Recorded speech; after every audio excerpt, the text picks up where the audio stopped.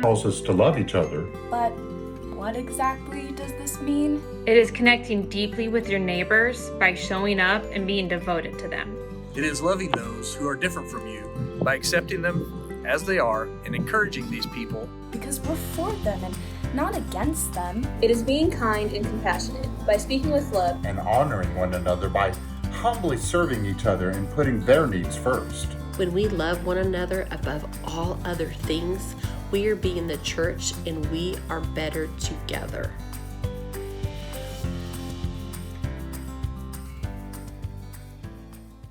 Hey, Westside, it is so good to be joining you for Church at Home. And we are super excited about reopening our church building on July 12th. So I hope that you are ready to rejoin us here as we are preparing. And I want to invite you. And I also want to invite you that for those of you that don't feel comfortable rejoining, that we want you to have all the permission and you have our blessing to continue to have church at home and invite as many people as you would love to join you at Church at Home. We're going to continue to be streaming these throughout this series, and Church at Home isn't going away, and we want to continue to equip you to do Church at Home and have Church at Home and be the church at home. We are continuing in our series today called One Anothering. And what we've been looking at this one command, a command that Jesus gives the disciples, a command that Jesus would say the world would be able to know, that this would be the litmus test. This would be the litmus test that the world would be able to know or to identify who are his disciples. And it wouldn't be given, and on the night that Jesus would right before he would go to the cross, on this night, he would not just give them a command. It wasn't just a nice little thing to consider. It wasn't just a theory to test. This was a new command to follow. And this is a hard command to swallow. Because this is the litmus test. This is the thing that would divide those who follow Jesus from those who are fans of Jesus. And the Apostle John was there that night when Jesus would say these words, "A new command I give you, love one another. As I have loved you, so you must love one another." And he would say, "By this, all people will know that you're my disciples, if you love one another." Jesus gave the world the way to identify who were his followers. They were those who loved each other the way Jesus has loved them. And the first century disciples, that first century church, they got this and they took this command seriously. And we are to take this command seriously too. So this is why we are doing this series of one anothering. And this is why we are learning about what it looks like to one another. And this is the series big idea we've been looking at. We love one another by being for one another. See, to love someone is to be for them. To love someone, you can't love someone without being for them. And that's what sincere love is. Sincere love is completely for the other person. And this is how Jesus would define love for us. And this is how he would define his love for us. In John 15, he would say, "Greater love has no one than this, that a man lay down his life." And what's he say? For his friends. See, love is for others. That's what love is. It's giving myself for you. And this is what the Apostle Paul would teach as he would lead the New Testament church, and he would lead the churches that he would start, and it would turn, his writings would collect into what we would call our New Testament. And he would write this in Romans chapter 12. He would say, "Love must be sincere. Hate what is evil, cling to what is good. Be devoted to one another in love." And then he says this, and this is where I want us to focus today. "Honor one another above yourselves." This is a memory verse that is hanging up in our living or in our dining room that my wife put up for our family to memorize a while back. And this is the reality. See, we want our kids to memorize this verse because we want them to know what love is. We want them to know what the love to follow Jesus is, and we want them to know what it means to follow Jesus, that this is the litmus test right here of to know if you are a true follower of Jesus. This divides the fans from the followers. if we can honor one another above ourselves. Now, Paul could have used many different words here. He could have said, we need to support one another, or we need to consider one another, but he doesn't use another word. And the reason I believe he doesn't use another word is because I believe the Holy Spirit was guiding Paul. He was inspiring Paul to write exactly these words because of the model Jesus set, that we honor one another above ourselves. Honor is not what we think honor to be. See, I don't know if I really understood what honor was the same way that I think Paul understood what honor was. And I don't know if we understand this as a collective society in our culture. We think what honor is compared to what Paul thought honor to be. See, this word in the original Greek language is translated in different ways. It's also translated as value or money. See, there's a value on this. It's something that's knowing, and knowing how else it's translated helps us understand what this word can mean in the way Paul wanted it to mean. See, this is translated as many times as value. But it's interesting because it's not just to add value to something. It's different. To honor is to reveal the value of the other person. That's what it is. So when we honor others above ourselves, we reveal the value of the other person, that they are above ourselves. It's to honor, it's to reveal the value of the other person, that you're going to put them in the limelight, and you're going to shift the limelight off you because you want to reveal the value in them. And here's the reality about this. See, I want us to know that we can't naturally just add value to others. You don't have that ability to add value to others. And I know in case you go, wait a second, I can add value to others. I'm taught I need to add value to others. I've actually said you need to add value to others. And I believe you do add value to others. But let me tell you what I think we really do is I believe we really, more than add value to others, we reveal the value that's already in them. Because you can't add value to other people. You're not their creator. And my wife and I were talking about this, and she said, Casey, it's like when our kids bring us that picture, and that, your kids ever bring you a picture, and the kids have the picture, and you go, oh, that's great. And that's great means, what is this? And then all of a sudden you go, hey, what, tell me about this. And they say, yeah, well, here's our house, and here's our dog, and here's you, Dad, and here's you, Mom, and there's our brother and sister. And you go, wow, I didn't know that. And because all you see was a bunch of schizophrenic circles going around and around. But see, you weren't the creator. See, the creator adds the value. We get to reveal the value in others. See, only the creator can define the value in people. We can only reveal the value in other people. Just like Michelangelo and the statue of David, if you know anything about the story, see, this is what Michelangelo said about one of his most famous sculptures. He would say, every block of stone has a statue inside it, and it is the task of the sculptor to discover it. I saw the angel in the marble and carved until I set him free. To honor someone is to see the value in someone that our Creator has given them. Honor. Honor one another above yourself. See the value in them. Put the value, be more consider their value and focus on bringing their value out. This is what Jesus did for us. This is what Jesus showed his disciples on the night that he shared his last meal with them before dying for them. And John writes about this. It was just before the Passover, he writes in John chapter 13, right before John gives us this new command to follow. He's writing about this time and he's reflecting on it. He goes, it was just before the Passover festival. Jesus knew that the hour had come for him to leave this world and go to the Father. Having loved his own who were in the world, he loved them to the very end.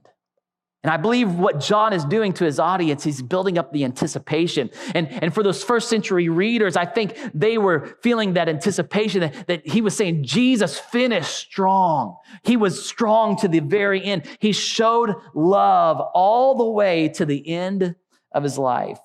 And what Jesus would do next, that John would write about, would never be forgotten because John would write about it. The evening meal, he continues, was in progress, and the devil had already prompted Judas, the son of Simon Iscariot, to betray Jesus. Jesus knew that the Father had put all things under his power and that he had come from God and was returning to God. So he got up from the meal, took off his outer clothing, and wrapped a towel around his waist. After that, he poured water into a basin and began to wash his disciples' feet, drying them with the towel that was wrapped around him. Now, John's first century readers would have read this with a sense of shock and a sense of awe. And the reason we don't read it that way is because we didn't grow up in that culture. See, here's how that should have gone, just to kind of recreate the story if I can. See, the disciples should have arrived, and when they were arriving, because they would always arrive ahead of the main person of the party, which would have been Jesus at the time. And the disciples were probably coming in, maybe Bartholomew and Andrew got there first, and all of a sudden they got there, and there was nobody there, no servant there to wash their feet. So they thought, well, no servant here, but you know what they do? They do what I would do. I'm not going to do that.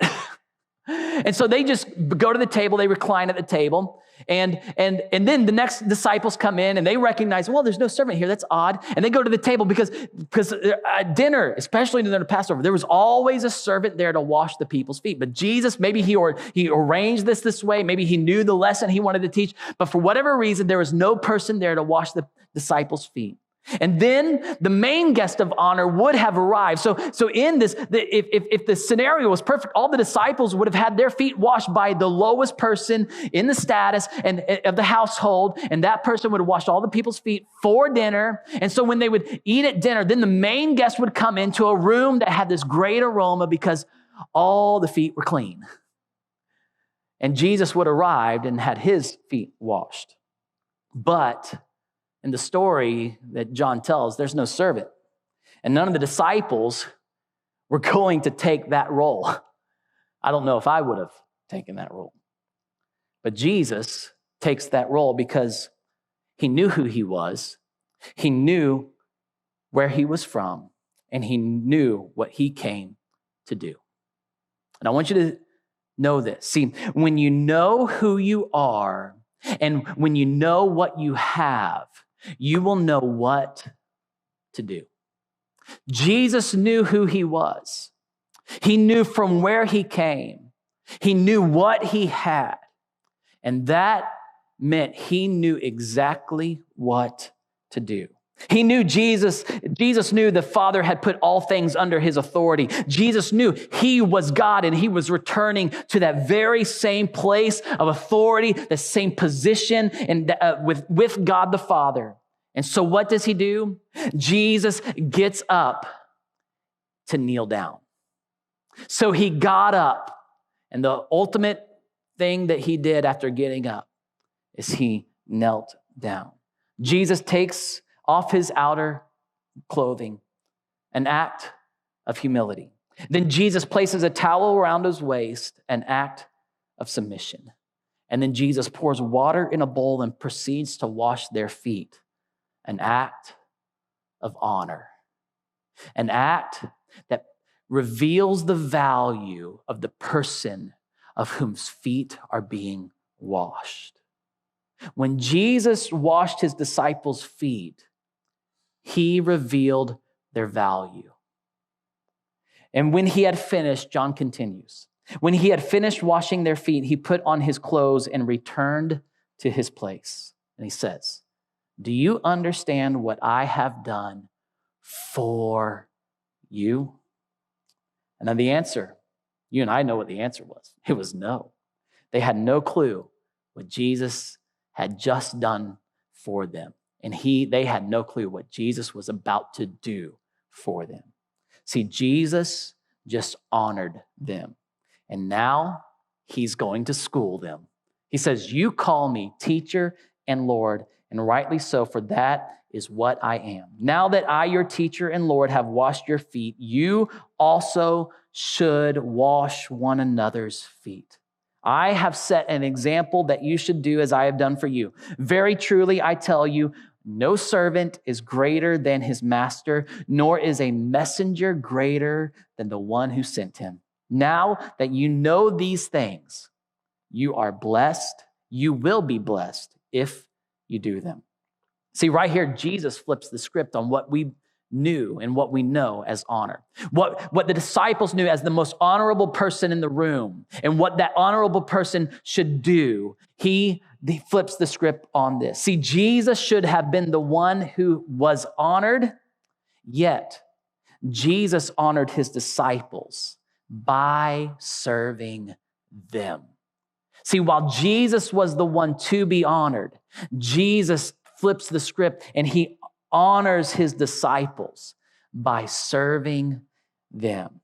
And he says, now that I've honored you, now that I've set this example, you've got to honor one another. You've got to continue this example with one another. Now that I've revealed your value, you must reveal the value of the people around you. You got to reveal the value in each other. Now that I have served you, you must serve one another. See, Jesus leveraged his power and his position to reveal the value in us. That's what Jesus did when he died on the cross. Jesus didn't leverage his power and position for his own value. Even from the entry into this earth and to humanity, Jesus didn't leverage that. He came in humility to serve, and he leveraged his position and he leveraged his power, not for his own benefit, always for the benefit of the people around him, for the benefit of you, all to the way to the extent that John would write, to the very end when he would give up his life. And Jesus would use his power and his position to reveal the value in us, God's value in us, by coming to die for us. But there's a problem. See, there's a problem inherent in us because of our sin. And it's in you and it's in me. And our problem is, and this is my problem, and maybe you share the same problem, I guarantee you likely do. See, my problem is that I want others to honor me. See, that's my problem. And that's our problem in humanity, is we want others to honor me. My problem is the same problem as the disciples. See, I don't know if this happened right before this time or this happened maybe moments later after this time in the dinner, after Jesus set this example by washing their feet. But the disciples reveal that they have the same problem that I have, and I have the same problem that they have. And what Luke records about this night shows this inherent problem that we have, and we want others to honor us. And I want you to listen to this dispute that breaks out, whether it's right before this meal or right after this moment. Listen to this. In the same way, after the supper, this is Luke telling this about this night in this account. He takes the cup saying, "This cup is the new covenant in my blood, which is poured out for you. But the hand of him who is going to betray me is with mine on the table. The Son of Man will go as it has been decreed, but woe to the man who betrays him." They began to question among themselves which of them it might be who would do this. And then look what happens. A dispute, an argument also arose among them as to which of them was, look at this, considered to be greatest. In other words, who is among us who is the most valuable? Who is the most honored? Who is the greatest? And Jesus would say to them this: the kings of the Gentiles lord it over them, and those who exercise authority over them call themselves benefactors. AKA those who love position and power want the benefit from it. But, look at this, but you are not to be like that. And I don't know if he said that like a parent says it to the child that says, you are not to be that way. That Christ followers don't do that. Robinsons don't do that. People who follow Jesus, not so with you type of an idea. I don't know if that's the way he did it or if he said it in a gentle way, but you're not to be like that. He goes, instead, the greatest among you should be like the youngest. And the youngest had no authority. The youngest had no power. There was no position and no power with the youngest. He said, you who are the greatest should be like the youngest. And the one who rules like the one who serves. For who is greater, the one who is at the table or the one who serves? Is it not the one who is at the table? But I am among you as one who serves. Jesus flipped the script. You are not to be like that. Most of our problems that we have are because we want others to honor us and we want others to value us. But to follow Jesus, to follow him, that is not the way we are to be like. You are not to be like that. Jesus wants us to know that we are the one, that when we are the one with the most power, when we are the one with the highest position, and we then have that, then we have the responsibility to honor those around us. See, we want others to value us, but Jesus wants us to value others. While you may want others to value you, Jesus says that's not so with you. It is not to be that way. You are there, and you are there because I have placed you there and I have loved you. I have revealed your value. And in the same way, I want you to look at the people around you and I want you to reveal the value that I have placed inside of them. That is what I want from you. See, we often will have the wrong mindset. See, we think position and power are rewards. We think our position and our power are something we've earned and should benefit us as a reward. And Jesus would look at you and I, as he probably did on that night, and he would say, no. Instead, what did Jesus do? He set the beautiful example, he says, of what we are to follow. See, Jesus models that position and power are gifts to be stewarded for others. Your position and power is not to get people to serve you, not to get people to show the value of how great you are and how popular we are. See, your position and your power and your gifts are not for that. They're to be stewarded for others. And that is what God has set the example through Jesus for you to do for others, to use your power, to use your position, to reveal the value, to honor others, to lift people up, to let them know who their Creator sees them to be, enough that he would come and die for them. And it's reflected in you positioning yourself under them to leverage your power, to leverage your gifts, to get under them, to lift them up so they can see Jesus' value in them. This is how we are devoted to one another in love. This is how we will honor one another above ourselves by serving them. And that's the teaching big idea that I want us to step away from today. We honor others by stewarding our position and our power to serve others. That you, as a follower of Jesus, and it's not just because you like him, but because you've received his love for you and you see how he positioned himself for you and you're following his example. This is what it means to follow him. This is how the world's going to know that you are a follower of Jesus, by you stewarding your position, by you stewarding your power to serve those around you.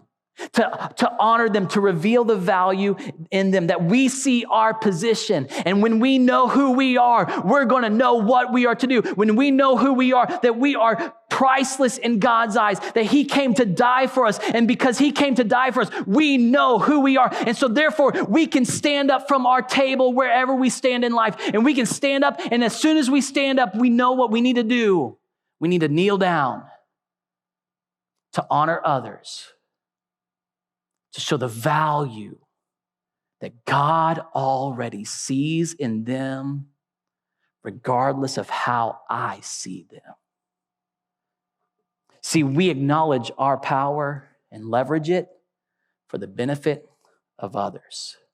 We acknowledge our position for the benefit of others. We honor one another above ourselves by stewarding our position and stewarding our power for the benefit of others. I want to ask you today, what would it look like for you? What would it look like for you to honor someone else this way? What would it look like for you to say, I'm going to follow Jesus' example that he did for me. And what I'm going to do is I'm going to look at the people around me and I'm going to reveal the value God already sees in them. That I'm going to steward my position. I'm going to steward the resources I have, and I'm going to steward the power and the authority I have to reveal the value in them, to lift them up. I'm going to honor them above myself. What would it look like for you if you're in a management position in your company? And I know you've worked hard to get to that level. I know you've gone through many, many years of training and you've got many certificates and you're not there and you've worked hard and you've paid your dues, but you paid your dues not for you. What if you said you paid your dues to see the people who work with you and who you would say work for you? But you say, you know what? How can I leverage my position? How can I leverage my power as a stewarding opportunity for you? How can I honor you? Why? Because your teacher, your Lord, and your Savior did this for you. What would it look like if we did this? Because he commanded us to love one another as he has loved us. This is why we honor one another. Husbands, what would it look like? What would it look like in our world if husbands would begin to honor their wife above themselves? Wives, what would it look like in your world, in your marriage, if you begin to honor your husband above yourself? Children, kids, teenagers, what would it look like in your home? And you want to make your parents just drop the mic. If you want to just make them drop their jaw, I guess is a better way to say it. And then if you were to just begin to honor them as above yourself and you reveal their value to them. Teenagers, what if you would do this with your classmates when you go back to school? College students, what if you did this to the person that's on the other side of your view, and you said, you know what, I'm going to leverage what I have and who I am, and I'm going to steward that to honor that person, reveal the value in the other person. What would it look like if we would do this? And what would it look like is if churches began to do this for people? What if people who said they follow Jesus would honor people of a different color, of a different ethnicity? What would it look like for us to do this with our boss? What would it look like if we did this for not just them, but our colleagues, but also for our neighbors? What would it look like if the church leveraged power in their position for the benefit of others, to honor them, to reveal the value in them? Why? Because Jesus showed that to us. See, taking the place that Jesus took for us is what we're called to do. We reveal how valuable others are in God's eyes by how we serve them.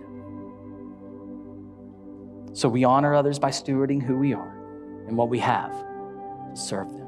And we honor others above ourselves, just like Jesus set the example for us. And in John 13, verse 17, there is a promise for those who follow Jesus' example. He says, now that you know these things, you will be blessed if you do them. Look at this. True happiness is in serving others. True happiness isn't having the position and power to receive honor. That doesn't lead to true happiness. That leads to emptiness. True happiness is stewarding your position and stewarding your power to honor others by serving them. This is how the world will know that we are with Jesus. So as the Apostle Paul would say, be devoted to one another in love. Honor one another above yourselves. This is how we will be for one another the way Jesus set the example to show that he was for us. I can't wait to see what will happen when the church begins to honor others by stewarding their position and their power to serve others. I believe people will know that we are for Jesus and that we are for them. I want to pray for you, and I want to pray for me, that we can follow the example that Jesus set. Jesus, forgive us for leveraging our position. Forgive us for leveraging our power to get people to honor us. We follow your example, and that's our repentance. So now may we steward our position.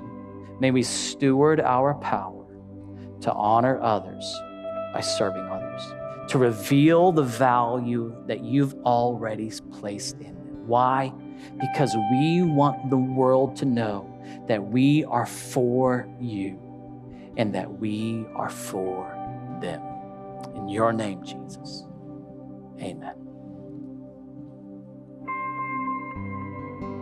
Worthy of every song we could ever sing,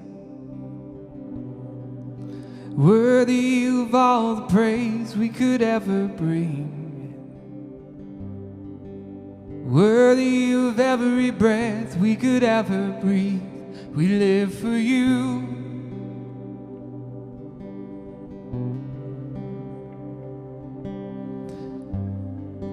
Jesus, the name above every other name. Jesus, the only one who could ever save.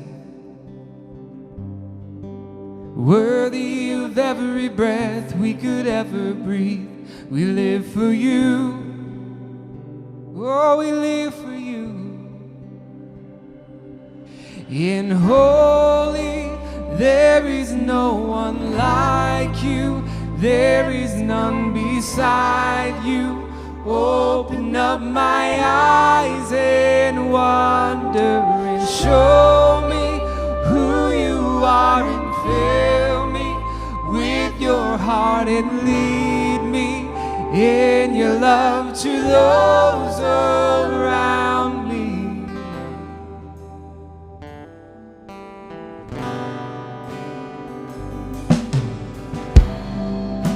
Worthy of every song we could ever sing, worthy of all the praise we could ever bring, worthy of every breath we could ever breathe. We live for you, Jesus. Jesus, the name above every other name. Jesus, the only one who could ever sing. Worthy of every breath we could ever breathe. We live for you. Oh, we live for you. In holy, there is no one like you. There is none beside you. Open up my eyes and wonder and show me who you are and fill me with your heart and lead me in your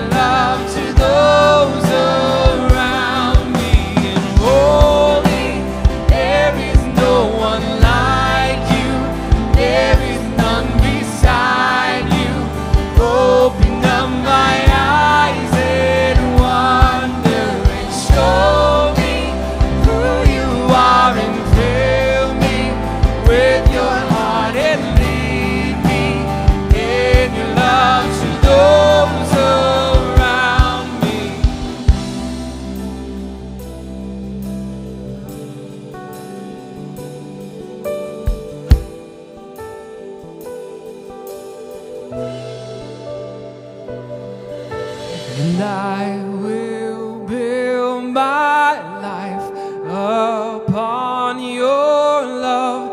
It is a firm foundation, and I will put my trust in you alone, and I will not be shaken, and I will build my life upon your love. It is a firm foundation, and I will put my trust in you alone, and I will not be shaken, and I will build my life upon your love. It is a firm foundation, and I will put my trust in you alone, and I will not be shaken, and I will build my life upon your love. It is a firm foundation, and I will put my trust on you alone, and I will not be shaken.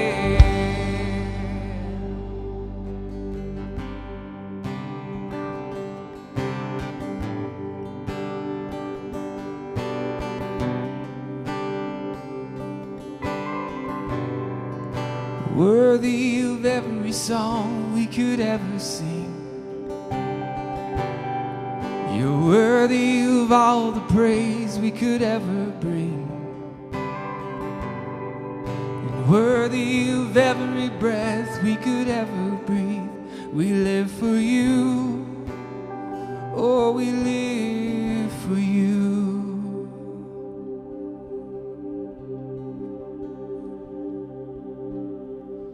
Thank you so much for joining us today for service online Westside. Happy Father's Day to the fathers and the men in your life. I hope that you get to spend some great time with them and that you get to celebrate them today. What Casey said about true happiness found in serving others is such a neat thing. And this is your opportunity to engage and build those relationships in the community right around you. Remember that 5 Home Challenge where we're challenging you to build relationships with the people that live closest to you. Now might be an opportunity where you can find a place to serve them. And in serving others, build up that happiness inside of you. Remember, we're using our power, our position, we're leveraging it for others. Thank you for joining us. Remember, you can join us in person in our building on July 12th as we relaunch into regular services.